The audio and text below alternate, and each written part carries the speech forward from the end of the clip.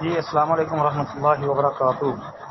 محترم بھائی نے یہ روایت حضرت عمر بن خطاب رضی اللہ عنہ کے حوالے سے بھیجی ہے مرفوع کہ جب حضرت آدم علیہ السلام نے خطا کا ارتکاب کیا تو اللہ تعالیٰ سے عرض کی، اے میرے پروردگار، میں تو اسے محمد صلی اللہ علیہ وسلم کے وسیلے سے دعا مانگتا ہوں تو مجھے معاف کر دے۔ اللہ تعالیٰ نے فرمایا، اے آدم علیہ السلام، تو نے محمد علیہ السلام کو کیسے پہچانا، حالانکہ ان کو تو میں نے ابھی پیدا ہی نہیں کیا۔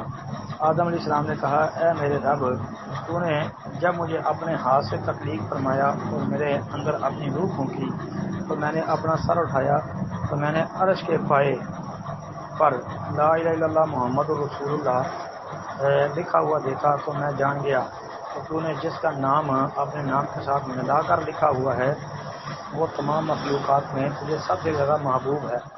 اللہ نے فرمایا، اے آدم علیہ السلام، تو نے سچ کہا ہے۔ یہ ساری روایت ہے۔ اچھا جی،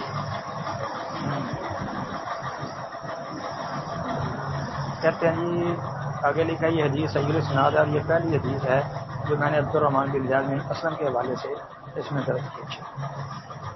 ہاں جی، نہیں، امام حاکم رحمۃ اللہ علیہ کی یہ تحقیق صحیح نہیں ہے۔ امام حاکم رحمۃ اللہ علیہ کے نزدیک خود عبد الرحمن بن زید بن اسلم جو ہے وہ موضوع ویسے بیان کرنے والا ایک بات۔ دوسری بات، عبد الرحمن بن زید بن اسلم جو ہے اس کی یہ بیان کردہ موضوع روایت ہے، یہ صحیح ثابت ہی نہیں ہے۔